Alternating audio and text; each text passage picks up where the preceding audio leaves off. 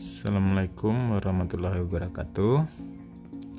Pada kesempatan ini kita akan bahas tentang bilangan real beserta sifat-sifatnya, dan berdasarkan sifatnya tersebut kita akan mengenali bilangan real dan apa yang membedakan bilangan real dengan himpunan bilangan lainnya.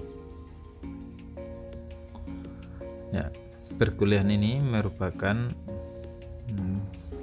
mata kuliah yang ditetapkan pada kelas bilingual. Jadi penyajian materi dalam slide ini akan berbahasa Inggris, sementara penjelasannya akan saya lakukan dengan bahasa Indonesia karena ini kelas online. Ditakutkan jika saya menggunakan bahasa Inggris juga akan terjadi penurunan tingkat pemahaman mahasiswa. Jadi saya akan menjelaskan dengan menggunakan bahasa Indonesia. Ya. Pada kesempatan ini kita akan membahas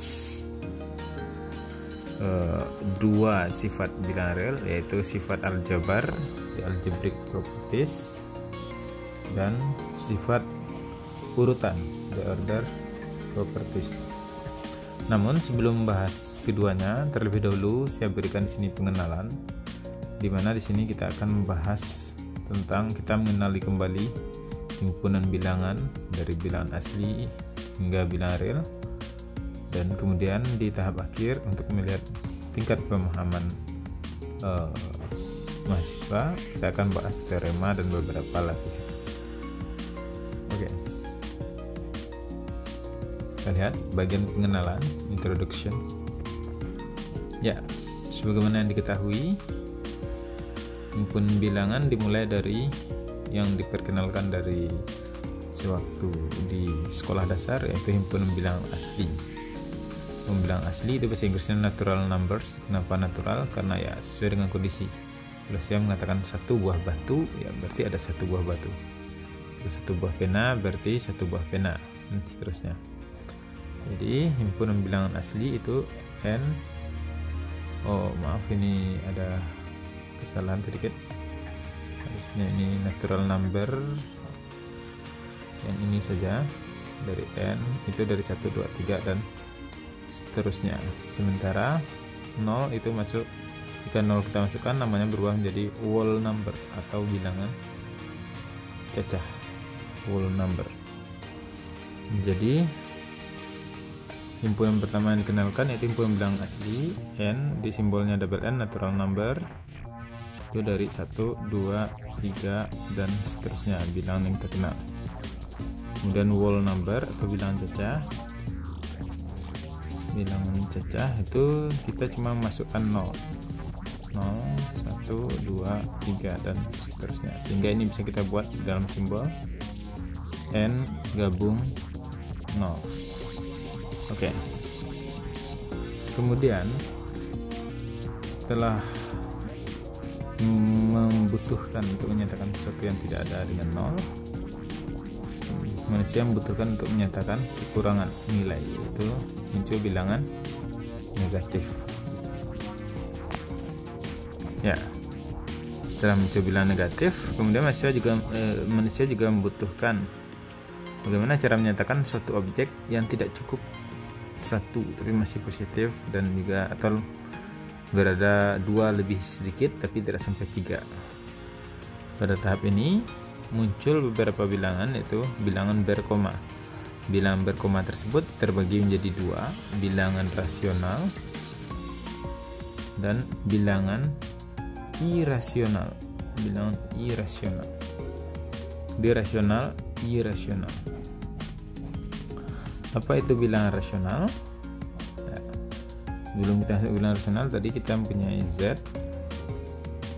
atau bilangan bulat, integers, itu disimbolkan dengan z, itu sama dengan dari negatif, negatif 2, negatif, itu 1, 0, 1, 2 dan seterusnya.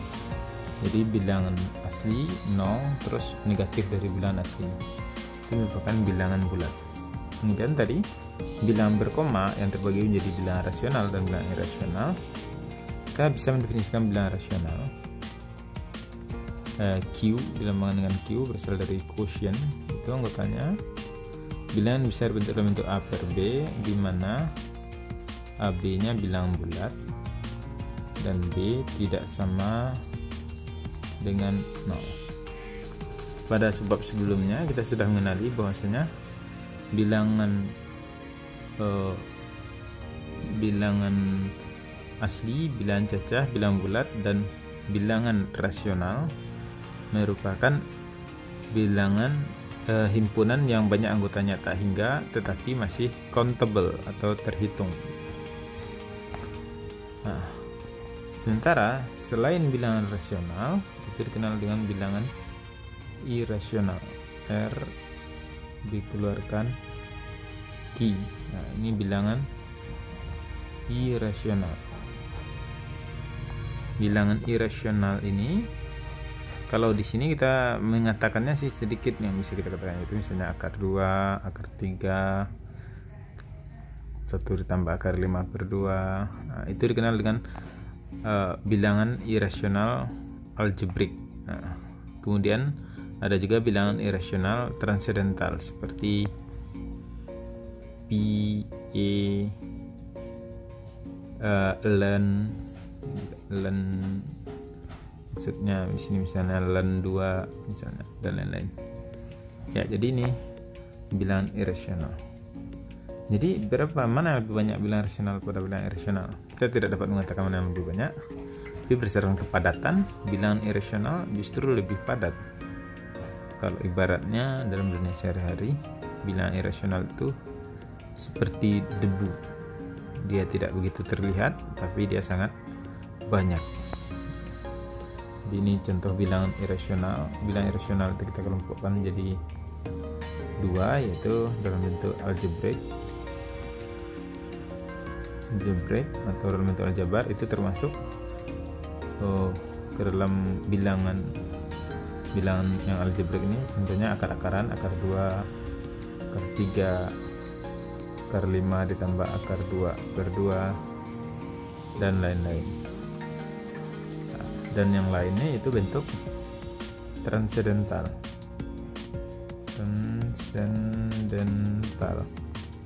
Nah, diantaranya yaitu P, E, ln, log, dan lain-lain. Kemudian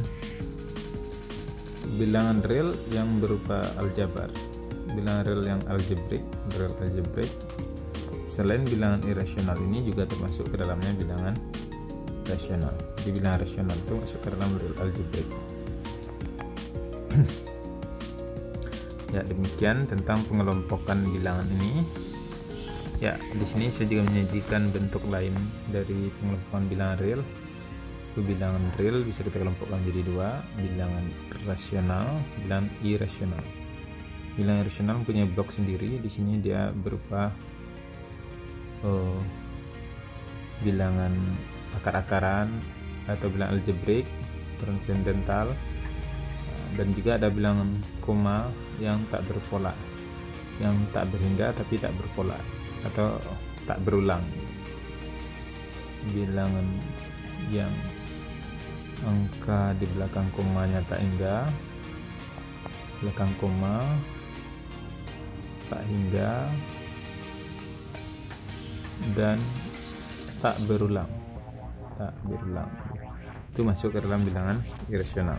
Contohnya kalau saya buatkan misalnya tak berulang, ya, 2, 3, 4, 5, 6, 7, dan seterusnya. Nah, ini merupakan salah satu bilangan irasional karena tidak ada pengulangan.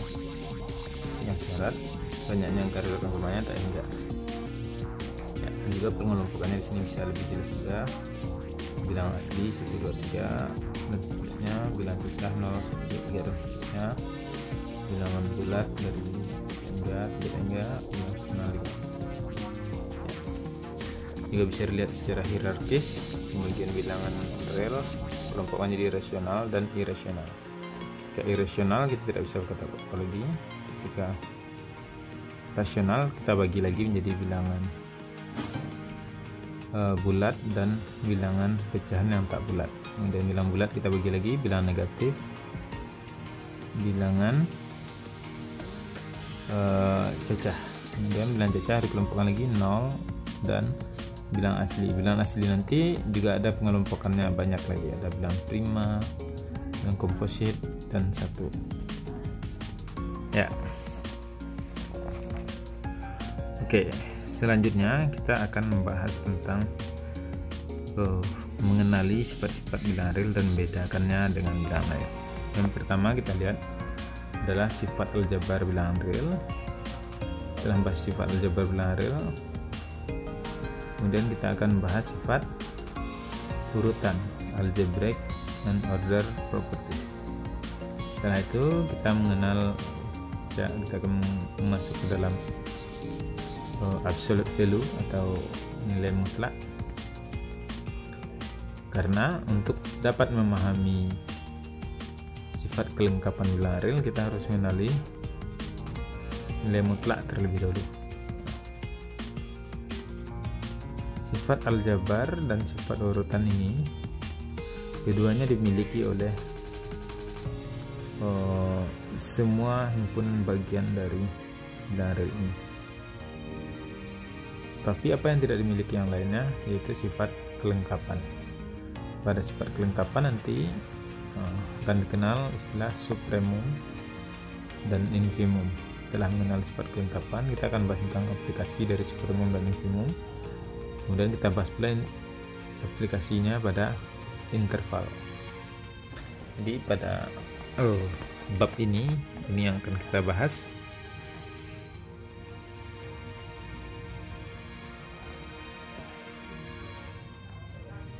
Oke. Selanjutnya kita bahas tentang sifat urutan bilangan real. Sifat aljabar bilangan real, the algebraic properties. Ya. Pada mata kuliah struktur aljabar atau abstrak algebra, kita sudah diperkenalkan dengan istilah field atau lapangan. Bilangan real bersama dengan penjumlahan dan perkalian merupakan salah satu contoh lapangan. Jadi bilangan real, himpunan bilangan real dilengkapi dengan penjumlahan dan perkalian, ini membentuk satu lapangan. Sifat aljabar dari bilangan real juga dikenal dengan sifat lapangan bilangan real. Jadi sifat aljabar itu juga dikenal dengan sifat lapangan dari bilangan real. Ya, jadi kita akan mengenal dengan field aksioma lapangan bilangan real. Aksioma lapangan itu ya yang ini, itu juga dikenal sifat aljabar. Oke, sekarang kita lihat apa sih kriteria dari lapangan. Bilangan real terhadap penjumlahan dan perkalian bentuk lapangan. Ya, lapangan yaitu dia berupa lapangan komutatif. Jadi R bersama-sama dengan penjumlahan dan perkalian membentuk lapangan komutatif.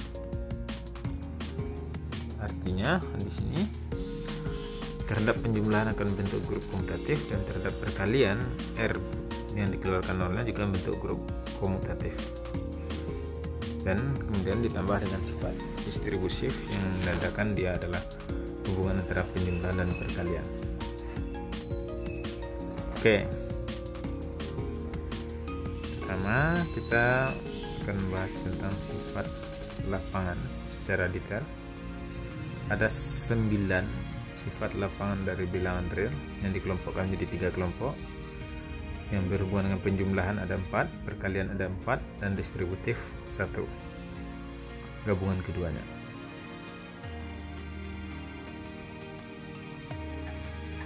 Ya, sebagaimana dijelaskan sebelumnya, terdapat 2 operasi biner yang dilibatkan dalam sifat aljabar, yaitu penjumlahan dan perkalian. Jadi sifat aljabar bilangan real itu ada 3 kelompok. Yang pertama penjumlahan addition. Pada penjumlahan ada berlaku sifat komutatif penjumlahan. Jadi A tambah B sama dengan B tambah A. Ini kita beri nama A1. Kemudian sifat asosiatif, yaitu A ditambah B tambah C sama dengan A ditambah B tambah C. Apa maknanya ini? Ketika kita melakukan penjumlahan 3 bilangan, yang manapun kita proses terlebih dahulu, hasilnya akan sama saja. Misalnya ini kita proses A tambah B terlebih dahulu, kemudian kita tambahkan dengan C, itu sama saja dengan A ditambah dengan kalau B tambah C sudah kita jumlahkan sebelumnya. Kemudian terdapat identitas penjumlahan 0, yaitu 0 ditambah A sama dengan A, atau A ditambah 0 juga sama dengan A. Jadi 0 anggota bilangan real. Kemudian untuk setiap bilangan real negatif. Untuk setiap bilangan real A terdapat negatif A, sehingga A ditambah negatif A sama dengan 0. Oke. Sementara pada sifat perkalian juga berlaku hal yang sama. Yang pertama sifat komutatif perkalian, yaitu A kali B sama dengan B kali A. Kemudian sifat asosiatif, yaitu mana saja yang kita kalikan terlebih dahulu sama saja. Misalnya ini A kali B kita dahulukan, baru kita kali C, sama saja dengan A kita kali dengan BC. Ya. Mungkin seperti ini kalau kita mengalihkan kejuran 2 kali 3 kali 4. Kalau saya kalikan 2 kali 3 dulu, berarti 6 kali 4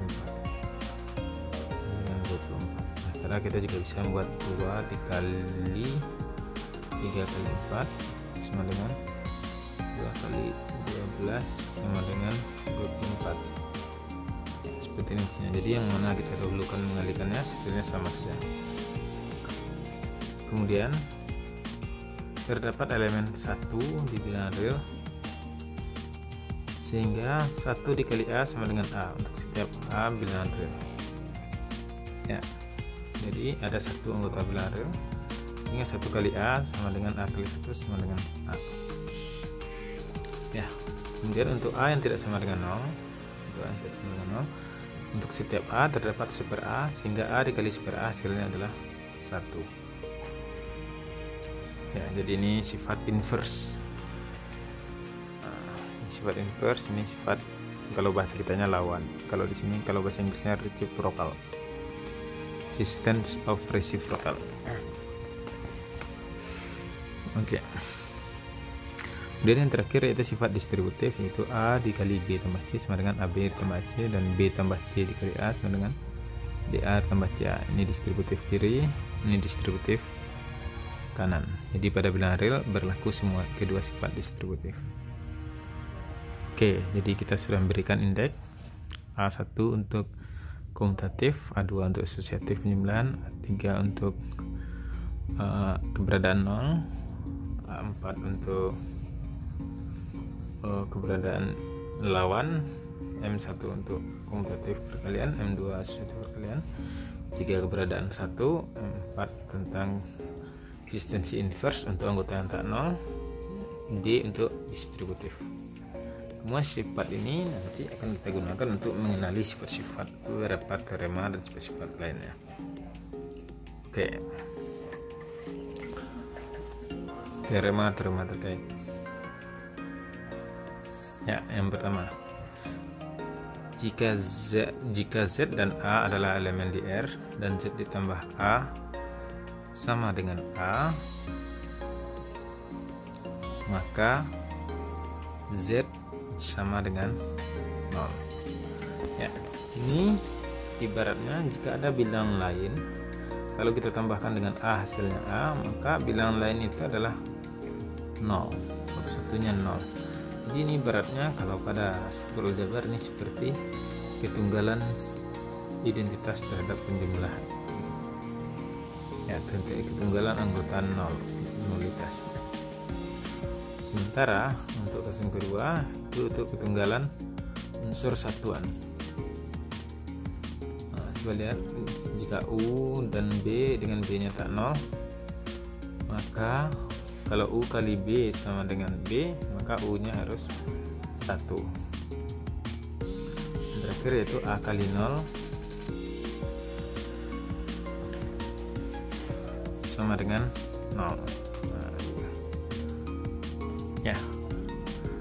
Kemudian untuk mengenali operasi perkalian, pengurangan dan pembagian, kita juga mendefinisikannya.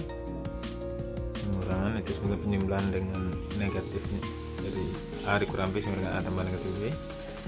Pembagian A per B sama dengan A dikali C per B. Ya. Sekarang kita lihat teorema pertama.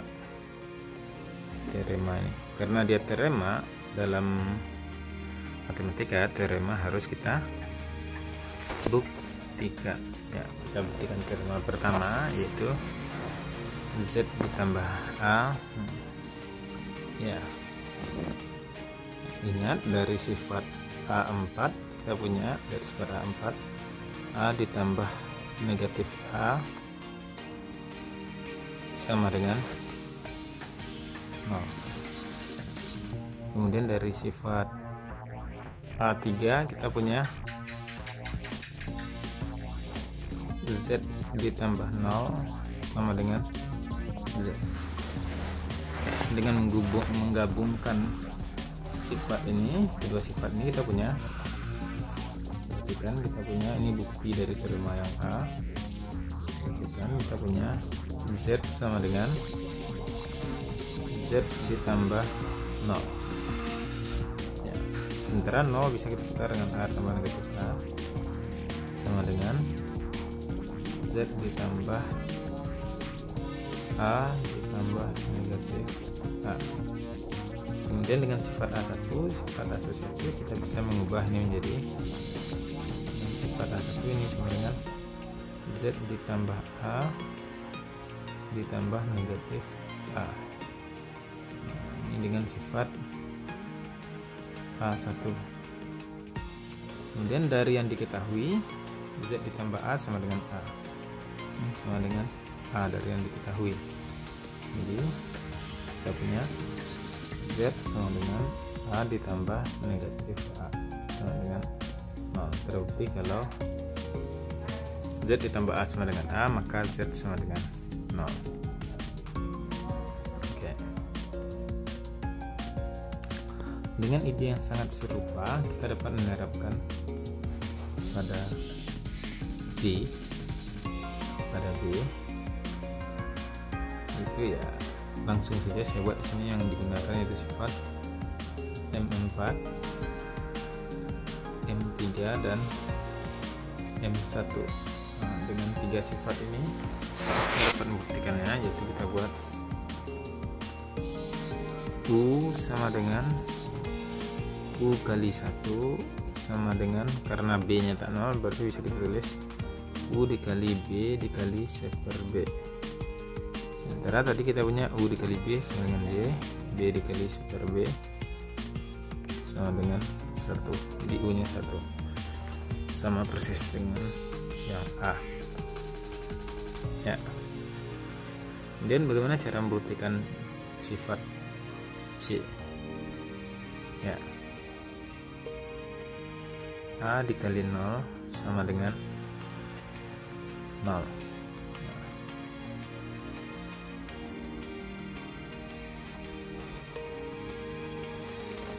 Bagaimana cara membuktikannya?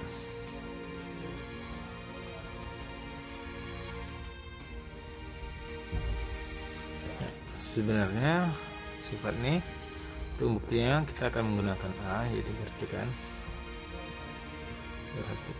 kalau kita punya untuk membuktikan yang C,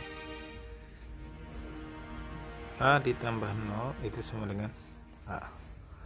Kemudian 0,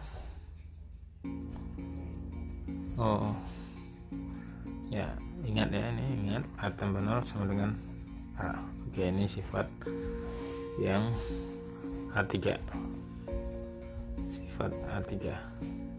Ini kita punya, perhatikan lagi, A dikali ditambah A dikali 0 dengan sifat distributif, keluarkan A nya, A dikali 1 ditambah 0. ditambah 0 1 dengan A dikali 1 dengan A. Jadi A dikali 0 sama dengan 0. Ini dari sifat 1. Kalau A ditambah sesuatu sama dengan A, maka sesuatu itu harus 0. Oke, silahkan dipahami terlebih dahulu.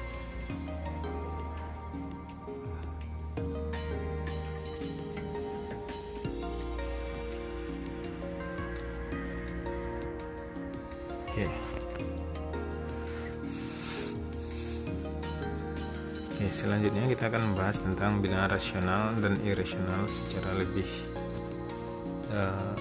mendalam.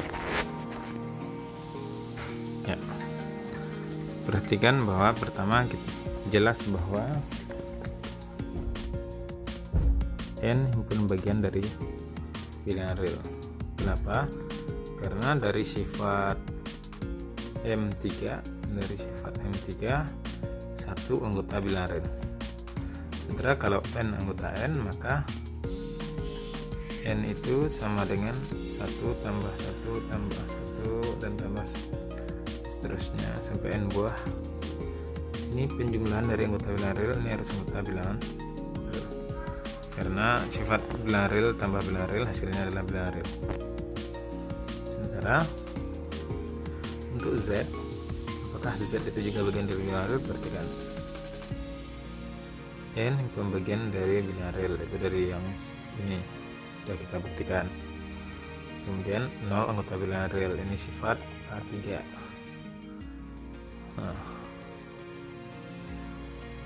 Sifat A3.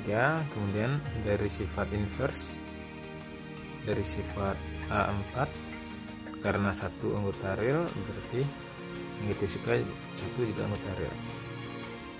Maka negatif n itu penjumlahan berulang dari negatif 1, atau negatif n sama dengan negatif 1 ditambah negatif 1 ditambah dan seterusnya sebanyak n buah. Karena masing-masingnya bilangan real, maka hasilnya juga harus bilangan real.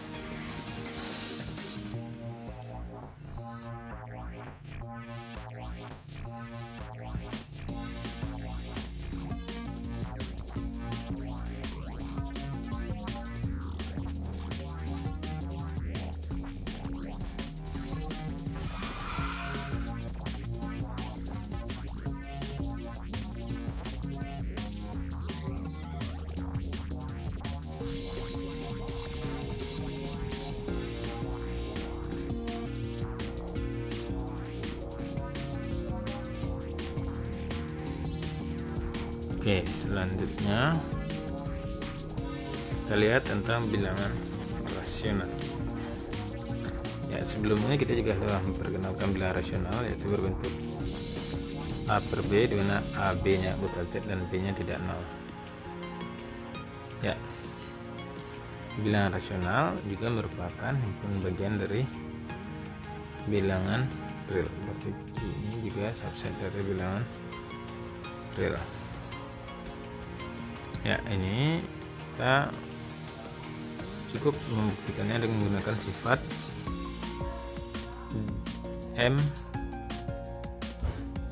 M3 dan M4. Nah, karena misalnya kalau 2/3, apakah 2/3 itu anggota real? Nah, perhatikan 2 elemen real, kemudian 3 elemen real.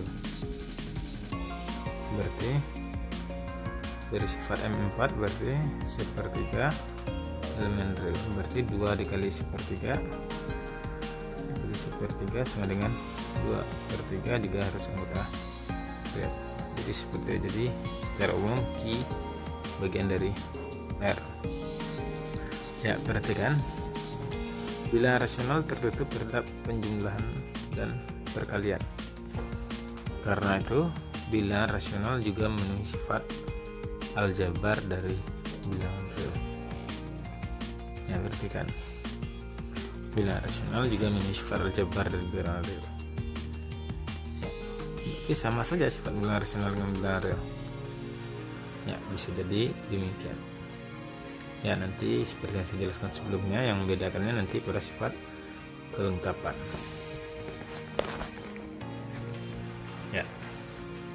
Kemudian bilangan irasional. Ya, kita lihat seperti yang saya jelaskan sebelumnya, bilangan pada dasarnya bilangan muncul sesuai dengan kebutuhan manusia. Pada abad ke-6 BC, before century, dengan menggunakan Pythagoras, orang menemukan akar 2. Dan pada masa itu orang menyadari kalau akar 2 itu tidak ada bilangan rasional, sehingga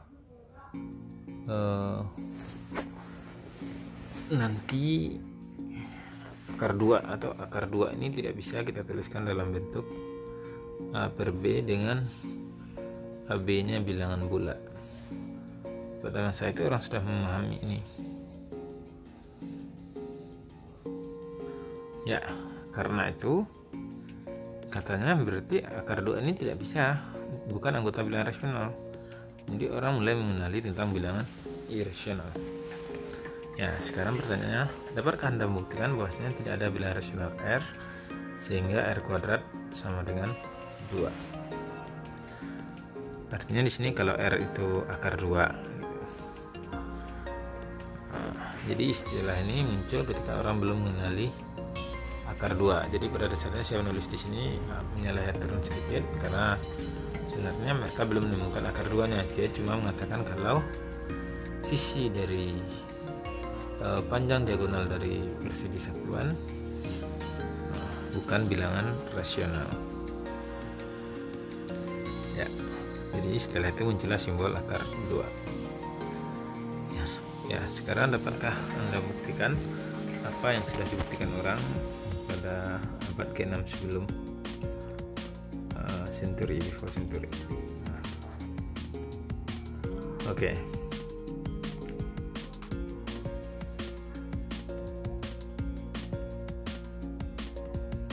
Bagaimana langkahnya? Ya, saya akan bantu membuatkan draftnya sedikit. Ya. Jadi untuk membuktikan ini kita lakukan dengan sifat kontradiksi. Kontradiksi. Pertama kita andaikan ada PQ dengan R sama dengan PQ. Kalau R sama dengan PQ berarti kita asumsikan FVB dari P dengan Q itu sama dengan 1 karena dia tidak dapat disederhanakan lagi. Dan Q-nya tak 0. AB PQ bilangan bulat. Ya. Dengan ya, karena R kuadrat sama dengan 2 berarti P per Q jika kita kuadratkan sama dengan 2. Berarti dari sini kita punya P kuadrat sama dengan 2Q kuadrat. P kuadrat sama dengan 2. Berarti P kuadrat genap. Kalau P kuadrat genap berarti kalau kita tulis P sama dengan 2K. Berarti kalau P kuadrat genap berarti P nya genap. Kalau kita tulis P sama dengan 2K berarti P kuadrat sama dengan 4K kuadrat. Berarti dari sini kita punya Q kuadrat sama dengan 2K kuadrat. Berarti dari sini Q genap. Kontradiksi dengan FVB P dan Q 1 karena P nya genap dan Q nya juga genap. Kalau keduanya genap, FVB nya minimal 2. Kontradiksi. Ya, sekarang coba tuliskan ini dalam bentuk yang lebih rapi. Tuliskan.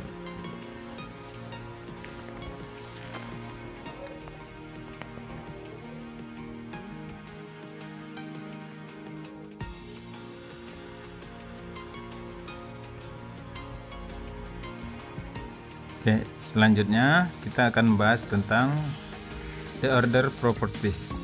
Ini adalah dalam bahasa kita yaitu sifat urutan dari bilangan real.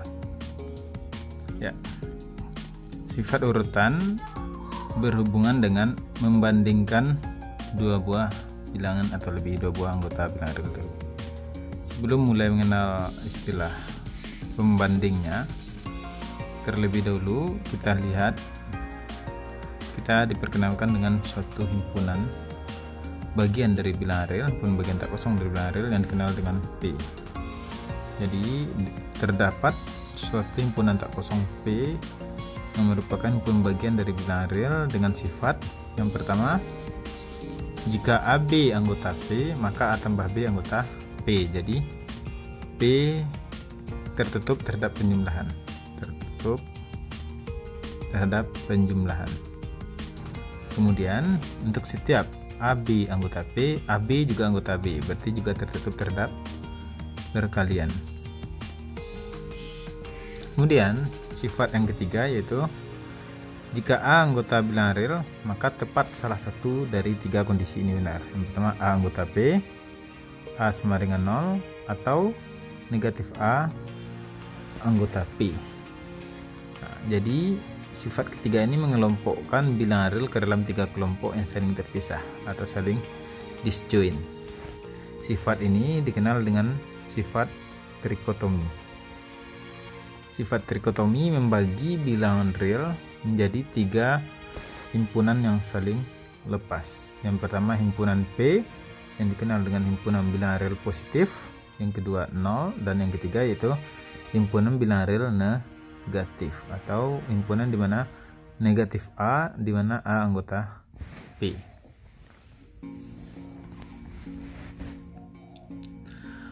Ya. Selanjutnya kita akan mengenal simbol besar, besar sama, kecil, kecil sama. Kita hubungkan dengan himpunan P. Yang pertama, jika A anggota P, kita tuliskan A besar dari 0 dan A disebut dengan bilangan positif. Kemudian kalau A anggota P gabung 0 atau anggota P atau 0, berarti kita tulis A besar sama 0 dengan A nya disebut dengan non negatif. Kemudian jika negatif A anggota P, kita sebut A kecil 0 atau A adalah negatif. Jika negatif A anggota P gabung 0, kita buat A kecil sama 0 atau A nya non positif. Jadi di sini A nya negatif A boleh jadi anggota P atau 0. Makanya di sini kecil sama 0 dan begitu seterusnya. Jadi ini simbol baru. Kita akan menggunakan istilah ini dalam pembuktian pada tahap selanjutnya. Oke. Kita lihat sifat selanjutnya, definisi selanjutnya yaitu definisi membandingkan dua buah bilangan. Ini sifat urutan itu sendiri. Ya, yang pertama, misalkan AB anggota dari bilangan real. Yang pertama, jika A dikurang B anggota P, maka kita tulis A besar dari B atau B kecil dari A. Sementara jika A dikurang B anggota P gabung 0, maka A besar sama B atau B kecil sama A.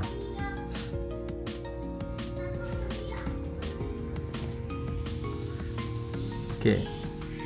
Atau kemudian dengan sifat trikotomi kita memiliki, dengan demikian dengan sifat trikotomi kita memiliki jika A, B anggota P anggota bilangan real, maka tepat satu kondisi terpenuhi, yaitu A kecil dari B, A sama dengan B, atau A besar dari B. Kapan itu terjadi? A kecil dari B jika A kecil dari B jika negatif dari A dikurang B anggota B. A sama dengan B jika A dikurang B sama dengan 0. Kemudian A besar dari B jika A dikurang B anggota B. Menurut hukum trikotomi, tepat salah satu ini berlaku. Yang pertama mengasosiasikan pada bentuk pertama, yang kedua pada bentuk kedua, dan yang ketiga pada bentuk ketiga. Dan jika A kecil sama B dan B kecil dan A besar sama B, maka A sama dengan B. Ya, kenapa? Karena ini berhubungan dengan sifat trikotomi. Yang pertama kita lihat A kecil sama B, dan A besar sama B. Berarti kalau seandainya A kecil dari B dan A besar dari B, ini menentang hukum trikotomi. Menentang hukum trikotomi. Karena pada hukum trikotomi hanya salah satu saja yang benar, A kecil dari B atau A besar dari B. Karena itu kalau dua kondisi ini terpenuhi, satu-satunya yang benar adalah A sama dengan B. Oke. Selanjutnya, jika kita menemukan bentuk A kecil B dan B kecil C, maka ini berarti A kecil dari B dan B kecil dari C. Atau kita bisa membacanya B besar dari A dan B kecil dari C. Oke, B besar dari A dan B kecil dari C. Jadi ada dua cara membacanya, tapi sebenarnya ini sama saja, tidak ada perbedaan. Ini hanya trik untuk lebih mudah memahami saja. Selanjutnya kita lihat teorema-teorema yang berhubungan dengan sifat urutan. Yang pertama, ya, misalkan ABC anggota bilangan real. Jika A besar dari B dan B besar dari C, maka A besar dari C. Ya, kita lihat bagaimana cara membuktikannya. Ya, saya akan menulis draftnya, nanti saya harapkan mahasiswa dapat menuliskan detailnya. A besar dari B artinya kalau kita hubungkan di sini A besar dari B berarti A dikurang B anggota B. Kemudian B besar dari C artinya B dikurang C anggota B. Ya, berarti keduanya bisa kita jumlahkan. A dikurang B ditambah B dikurang C itu juga harus anggota P. Ya, karena jumlah anggota P adalah anggota P. Ketertutupan terhadap penjumlahan. Kalau ini kita jumlah berarti B nya tereliminasi, tersisa A dikurang C anggota P. Jika A kurang C anggota P artinya jika dan hanya jika A besar dari C. Oke, itu dari sifat yang pertama. Berdasarkan sifat kedua, untuk sifat kedua atau teorema kedua, kalau A besar dari B maka A ditambah C besar dari B ditambah C. Ya, ini dapat kita gunakan dengan menggunakan sifat lawan dan sifat nol. Ya, berarti kita lihat A besar dari B artinya A dikurang B anggota P. Anggota P. Berarti A dikurang B kalau kita tambah dengan 0 juga anggota P. Ya, selanjutnya nolnya kita ubah menjadi C dikurang C, sehingga bentuk ini bisa kita tulis menjadi A dikurang A ditambah C dikurang B ditambah C itu anggota B. Jika A dikurang tambah B dengan kurang A kurang B berarti A tambah C besar dari B tambah C. Begitu juga untuk sifat ketiga yang berkalian. Silahkan dicoba sendiri, buktikan. Oke, silahkan dibuktikan.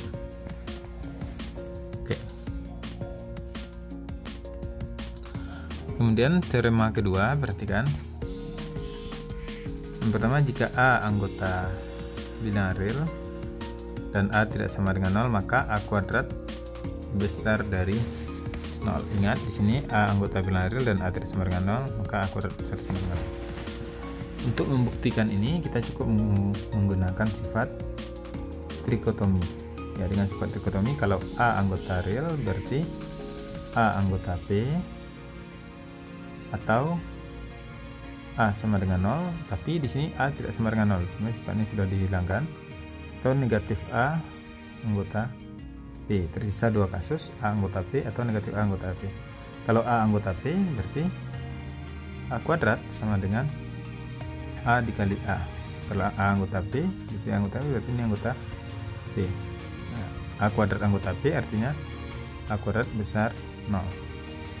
Sebaliknya, jika negatif A elemen P, A kuadrat juga sama dengan negatif A dikali negatif A. Karena negatif anggota P berarti ini elemen P, berarti A kuadrat besar 0. Ya. Sekarang sifat yang kedua, teorema yang kedua. Ya, mohon ini didetail lagi untuk mahasiswa. Untuk sifat yang kedua, buktikan 1 besar dari 0. Ya, kita tahu 1 bilangan real dan 1 tidak sama dengan 0. 1 elemen real dan 1 tidak sama dengan 0. Berarti dari sifat A kita punya 1 kuadrat besar dari 0. Langsung saja. Jadi bilangan kuadrat besar sama dengan 0. Kemudian buktikan untuk setiap n anggota n besar dari 0. Nah, berarti kita tinggal menggunakan sifat penjumlahan juga. 1 besar dari 0 berarti 1 tambah 1 besar 0. 1 tambah 1 tambah 1 besar dari 0. Ya, selanjutnya cukup dibuktikan dengan prinsip induksi matematika. Oke.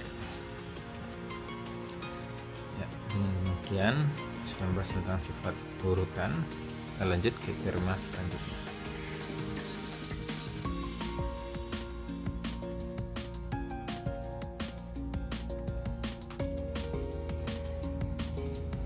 Ya, oke. Perhatikan sifat selanjutnya, yaitu sekarang kita dikenalkan dengan variabel yang terkenal dalam dunia analisis, itu suatu yang dikenal dengan istilahnya epsilon. Ya, jika A anggota bilangan real,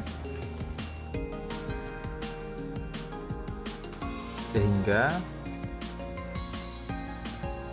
A-nya berada di antara besar sama 0 dan kecil dari epsilon, untuk setiap epsilon positif, maka A sama dengan 0.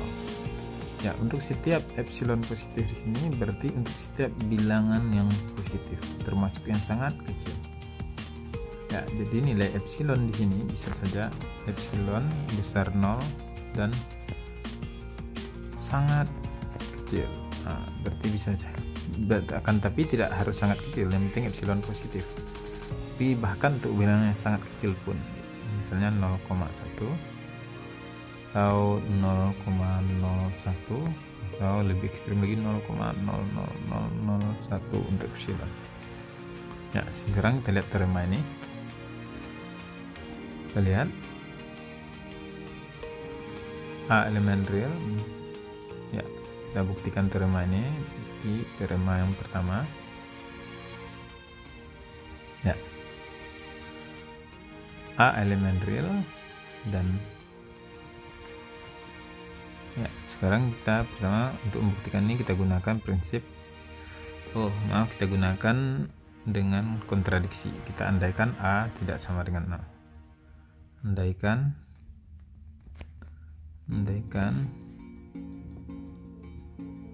A besar 0, karena di sini A-nya sama dengan 0 atau A besar dengan 0. Di sini kita andaikan A tidak sama dengan 0. Andaikan A besar dari 0. Maka dapat dipilih, maka A per 2 pasti besar pula dari 0. Sehingga jika kita pilih epsilon sama dengan A per 2, kita punya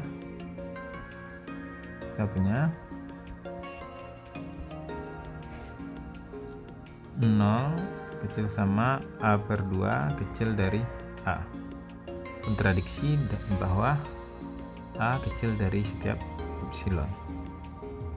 Kontradiksi bahwa A kecil dari epsilon untuk setiap epsilon besar 0. Jadi A harus sama dengan 0. Oke. Jadi ini untuk bukti teorema yang pertama, kita gunakan dengan kontradiksi. Kenapa harus kontradiksi? Ya, tentu muncul pertanyaan itu, kenapa harus kontradiksi? Karena di sini menetapkan A sama dengan 0 itu tidak bisa langsung. Kita harus melihat semua nilai yang mungkin. Sama dengan ini, kalau kita nilainya A nya misalnya, kalau kita mau membuktikan secara formal, misalnya kita anggap A nya sama dengan 0,01. Nah, ada epsilon yang sama dengan 0,001, berarti epsilon ini lebih kecil dari A. Kalau A nya kita turunkan, A nya menjadi 0,0001, pilih ada epsilon yang sama dengan 0,00001. Artinya setiap kita pilih A yang positif, kita selalu bisa milih epsilon yang lebih kecil dari A. Akhirnya A nya sama dengan 0. Ini intuitif, bukan pembuktian. Karena itu, karena intuitif ini tidak bisa kita generalisasi, maka kita harus menggunakan pembuktian dengan menggunakan kontradiksi seperti ini.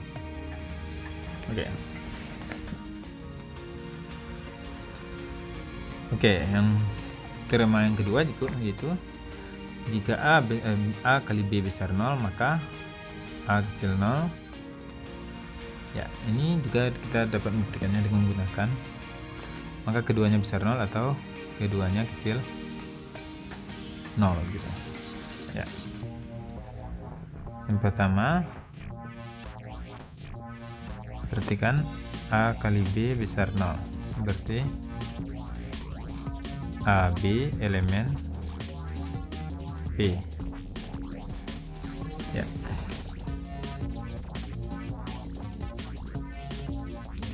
Berarti dari sini yang pertama, kasus yang pertama kita ambil A besar 0, berarti A elemen P, berarti seper A juga elemen P.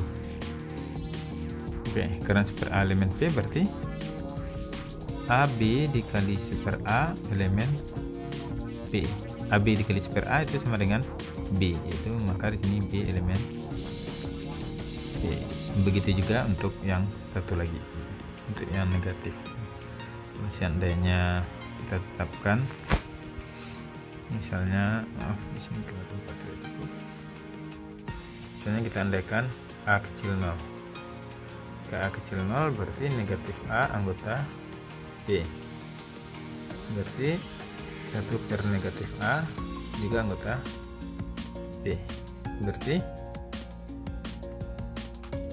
AB dikali seper negatif A itu sama dengan negatif B itu anggota B. Kalau negatif B anggota B berarti B kecil dari 0.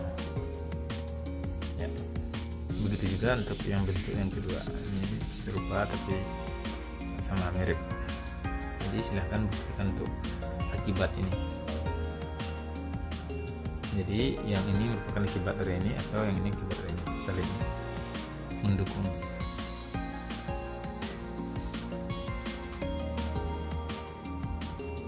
Oke, kita lanjutkan. Selanjutnya itu ketaksamaan. Nah, jadi sifat yang sudah kita bahas ini, sifat-sifat ini akan kita gunakan untuk pada konsep ketaksamaan. Nah, yang pertama, tentukan semua bilangan real A untuk menyelesaikan ini. Ya, perhatikan sifat-sifat yang kita pakai. Yang pertama,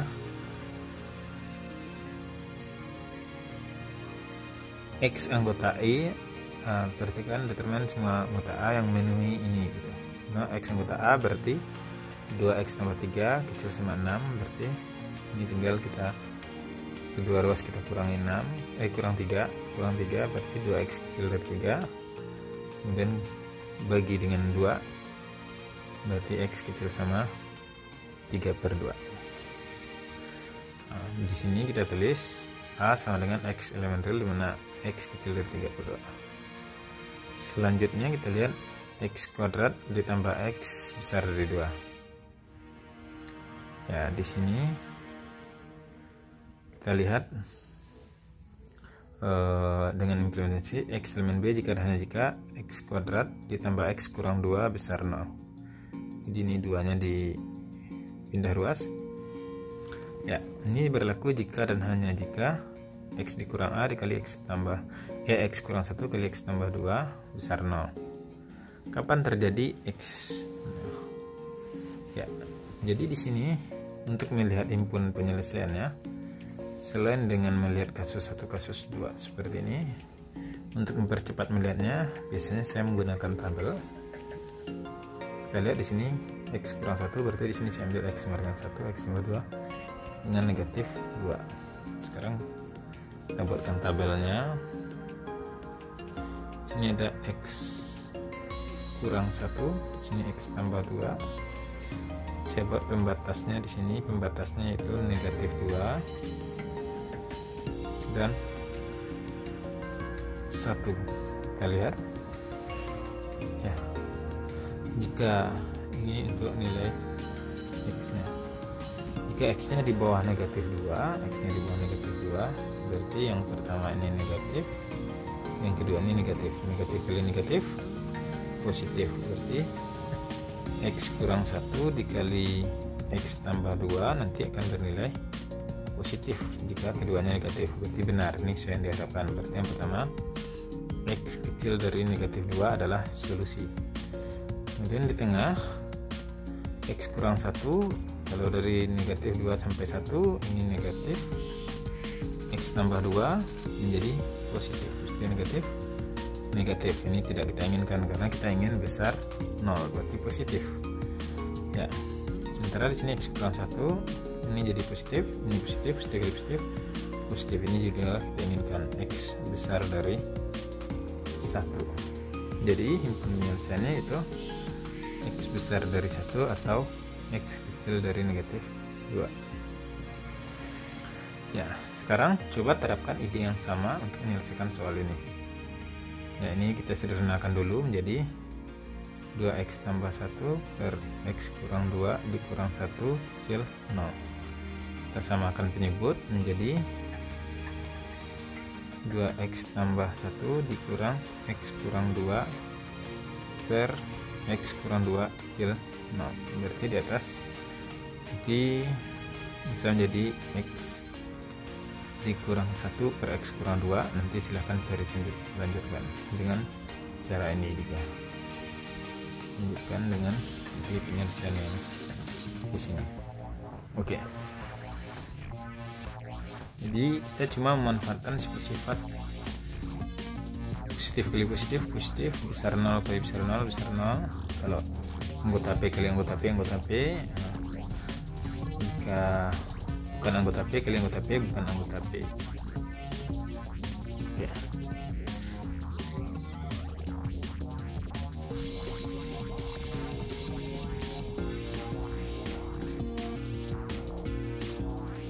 Silakan dipahami ya. Selanjutnya kita lihat lagi kesamaan yang umum beberapa ya. Yang pertama,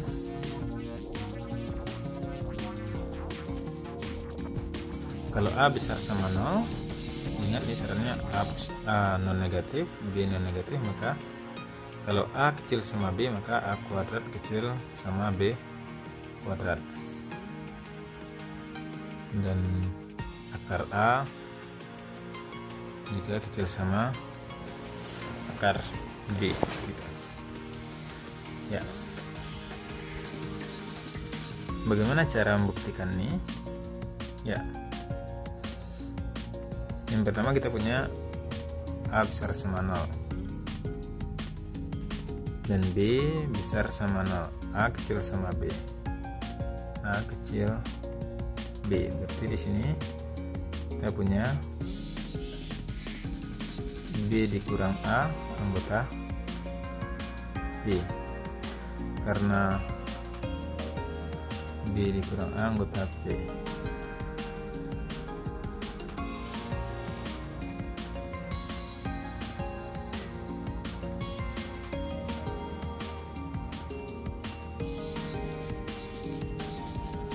karena A besar sama 0 dan B besar sama 0, berarti di sini kita punya A ditambah B anggota B gabung 0. Tapi karena ada informasi A besar dari B, berarti B nya tidak bisa 0, berarti di sini kita punya A ditambah B anggota B. Sekarang kita tinggal kalikan B dikurang A dikali B ditambah A sama dengan B kuadrat dikurang A kuadrat. Karena ini anggota P, ini anggota P, berarti anggota P. Artinya B kuadrat besar dari A kuadrat. Oke. Ya. Sebagai implikasi dari ini, karena ini berlaku ini, maka sebaliknya yang ini juga berlaku. Ya, silahkan tuliskan bukti lengkapnya. Ini pembuktian arah sini, berarti dari yang diketahui A kecil B. Ya, bagaimana dengan pembuktian arah ke sini? Nah, kita lihat aja. Kalau A kuadrat dikurang B kuadrat, B kuadrat dikurang A kuadrat anggota P, kita punya B kurang A dikali B ditambah A elemen P. Karena B ditambah A elemen P, maka dari sini ini anggota P, hasil kalinya anggota P, berarti ini anggota P, berarti ini juga anggota P. B kurang A juga anggota P, artinya B besar dari A atau A kecil dari B. Di implikasi ini berdebat, implikasi ini di sini setara dengan implikasi ini di sini. Jadi pernyataan ini selalu benar. Ya. Selanjutnya yaitu sifat AMGM.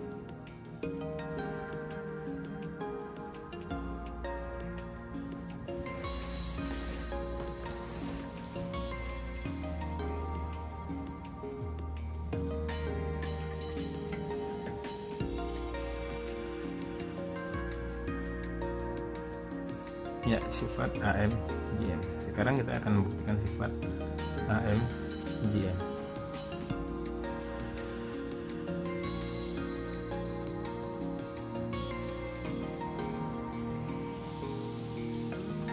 Ya, pada sifat AMGM perhatikan bahwa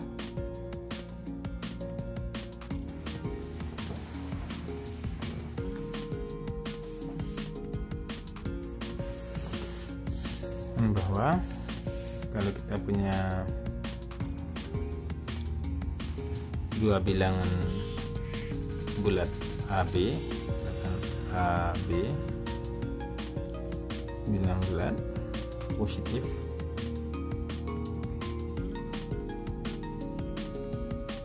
bilang bulatnya lebih besar atau sama dengan 0, berarti kita punya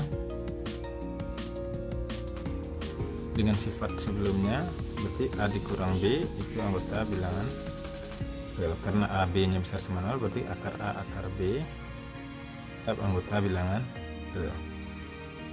Karena kita tidak tahu ini positif atau 0, kita punya akar A dikurang akar B kuadrat itu besar sama 0.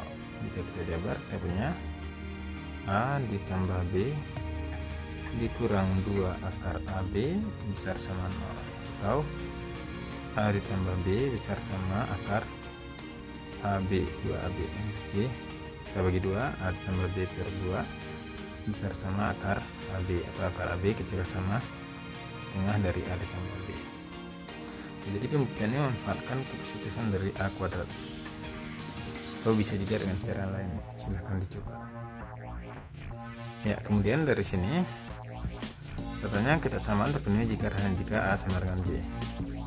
Yang mudah dulu di sini, kalau A sama dengan B, A sama dengan B berarti akar dari A dikali A sama dengan A, setengah dari A ditambah A sama dengan A, berarti ini sama.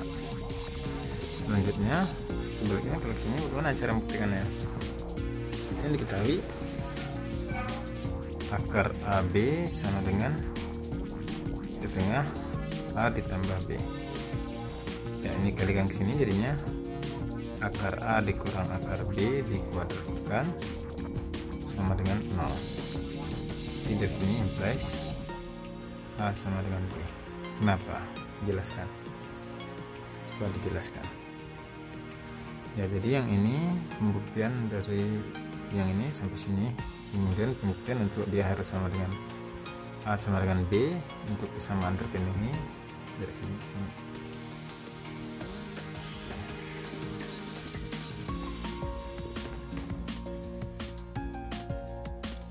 Kemudian yang ketiga ada ketidaksamaan Bernoulli. Ketidaksamaan Bernoulli. Ya, ketidaksamaan Bernoulli ini dapat kita buktikan dengan menggunakan induksi matematika. Nah, ini berlaku untuk setiap n. Ya, perhatikan untuk n nya 1, n sama dengan 1 berarti 1 ditambah x sama dengan 1 tambah x. Jadi pernyataan benar. Ya. Asumsikan pernyataan benar untuk n sama dengan k. Pernyataan benar berarti kita punya PK benar. Berarti kalau PK benar berarti kita lihat pernyataan ini berarti kita punya 1 ditambah x pangkat k itu besar sama 1 ditambah kx. Jadi untuk n sama dengan k plus 1 bagaimana? Berarti 1 ditambah x pangkat k ditambah 1 sama dengan 1 ditambah x pangkat k dikali 1 ditambah x. Ini besar sama 1 ditambah kx dikali 1 tambah x. Ya, ini sama dengan 1 ditambah k tambah 1 x ditambah k x kuadrat. Nah, karena ini x kuadrat positif berarti ini selalu positif, dan k positif berarti ini besar sama 1 ditambah k tambah 1 x. Jadi secara induksi terbukti bersama ketidaksamaan Bernoulli. Ya, oke, silakan dipahami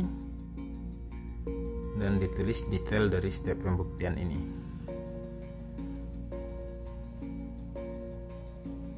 Oke. Ya, selanjutnya silahkan dicoba latihan soal ini. Saya harapkan mahasiswa dapat mencoba semua soal, tapi yang ditugaskan khusus untuk yang bernomor genap saja. Ya.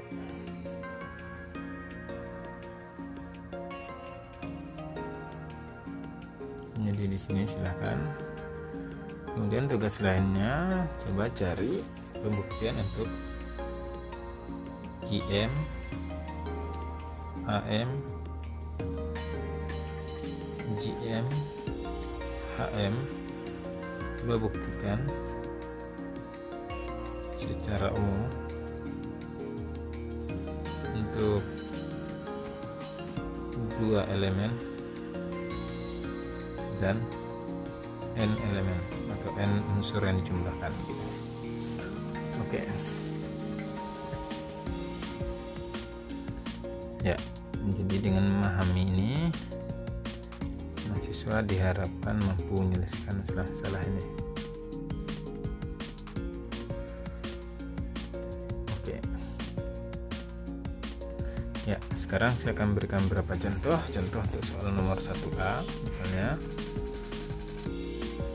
A ditambah B sama dengan 0, yang akan dibuktikan A sama dengan negatif B, B sama dengan negatif A. Berarti pada ini kita cukup menambahkan negatif A pada kedua ruas, tambah B tambah negatif A itu sama dengan negatif A. Berarti kita gunakan sifat asosiatif dengan sifat A1. Kita punya B di A1 dan A2 komutatif dan asosiatif. B ditambah A ditambah negatif A sama dengan negatif A. Ini menjadi 0. B ditambah 0, B sama dengan negatif A. Oke, ini sifat A3. Ya, jadi dalam setiap pembuktian ini nanti Anda harus menuliskan jaminan sifat yang mana gitu. setiap langkahnya.